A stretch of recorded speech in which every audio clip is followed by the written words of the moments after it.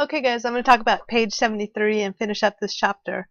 We're talking about disturbances in this chapter, so anything that um, changes a population size or community composition is called a disturbance.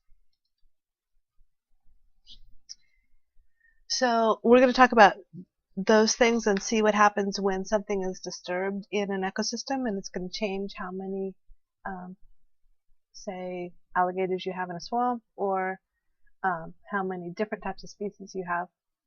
That's a disturbance. There's some other things we need to remember. We need to know the difference between resistance and resilience. So resistance is a measure of how much a disturbance can affect the flows of energy and matter. If there's not very much effect when you change an ecosystem, then an ecosystem has high resistance. Resiliency is the rate at which an ecosystem returns to its original state after its disturbance. So a highly resistant ecosystem returns to its original state really rapidly. So that's what we want in an ecosystem. We want it to be resistant and resilient. That would be really the best type of ecosystem, where you have a lot of different species, and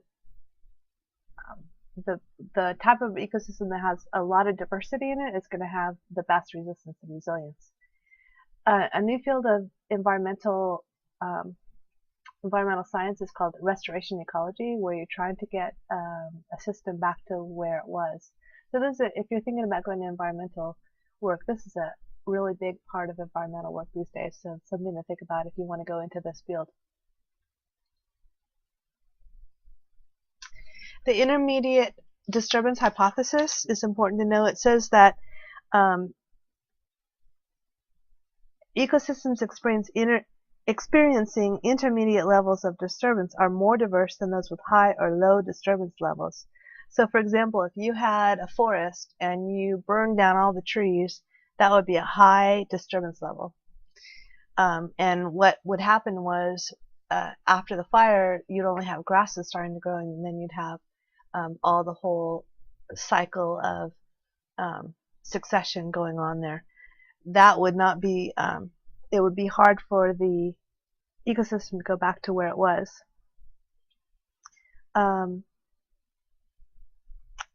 So that's a high level of disturbance. What if you had something low, like you just had one, say you had 100 acres and 1 acre burned? That would be a low disturbance.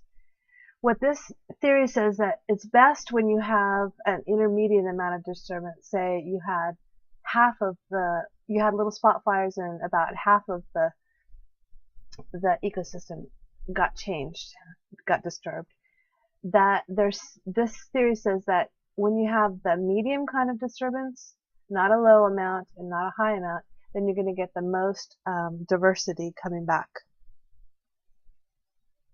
So you'll have more diverse number of species, or the species will have, within the species you'll have a lot of diversity as well. Okay, so this is the intermediate disturbance hypothesis. The best situation is when you have a medium amount of disturbance, not low and not high.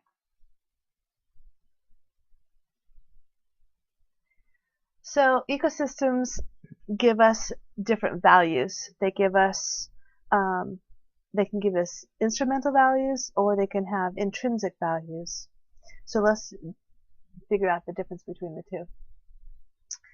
So an ecosystem service is something that benefits humans, and it's caused by the ecosystem itself. So for example, if you have a wetland and the water coming into the wetland is kind of polluted and it filters through the wetland and it comes out clean, that's an ecosystem service. And they're going to ask you questions like this on the AP test, so we need to know what these things are. So service is something that the ecosystem does for you. It's a benefit to us. Okay. There's also something called the instrumental value.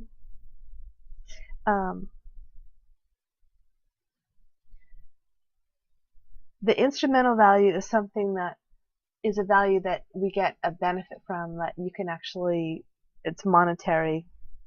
For example, like I was saying, the water purification, that's an instrumental value.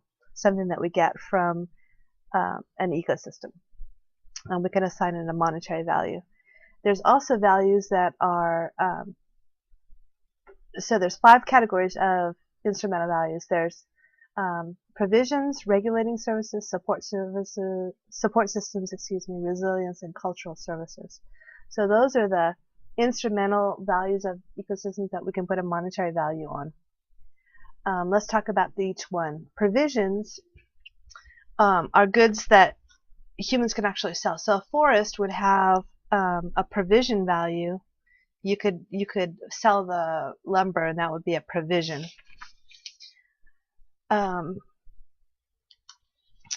Under regulating systems, we have regulating services, are things where the atmosphere or the ecosystem does something that fixes a system for us. Like, for example, I was talking about the wetlands. That's a regulating service. It's purifying the water. Okay. Support services are things like it would be super costly for humans to generate, but it's done for us through the ecosystem. For example, pollination is an example.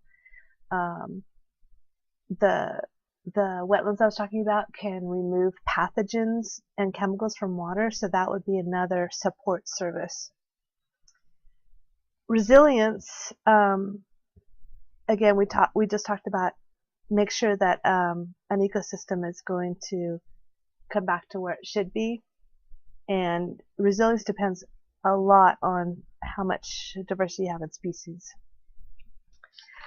The last one is, another one is cultural services. So these are things that, if you look at a forest and it looks beautiful to you, that's a cultural service. It's an aesthetic service to you.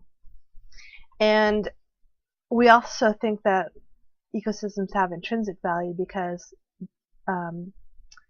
they don't give us any money, but just being in the ecosystem or looking at the ecosystem gives us makes us feel good. So that's an intrinsic value of ecosystems.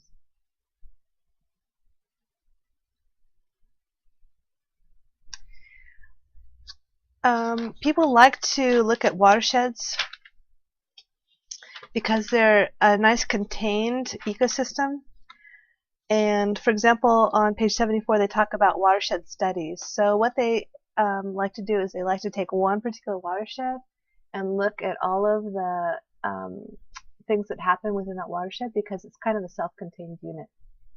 And let's define watershed. Watershed is the land, all the land that when precipitation falls on it, it's going to go and be contained in this area. So if you have precipitation at the high level here, snow or rain, all the high land masses are going to drain into this watershed system, which is the creek and the little creeklets and creek and river.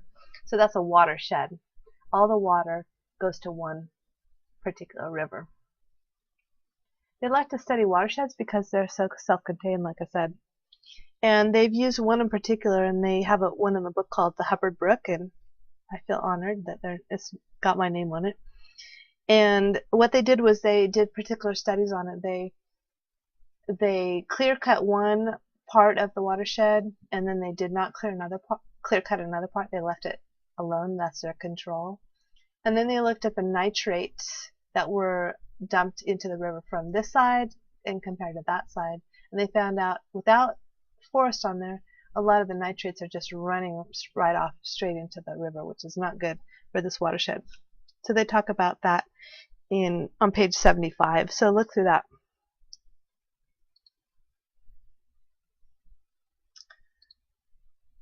And for example, watersheds can be huge. Look at this. Virginia has just a few of them, and it's taking up over the whole state. So they can be really massive. Virginia has a lot of them here. And Chesapeake Bay watershed is huge. It's got 64,000 square miles, and it's over 6 states. So watersheds can be small or they can be large. The one we're going to study is called the Marsh Creek watershed, and we're going to be doing studies on that and looking at the different water chemistry there. So I'll talk to you about that when we go do our field work.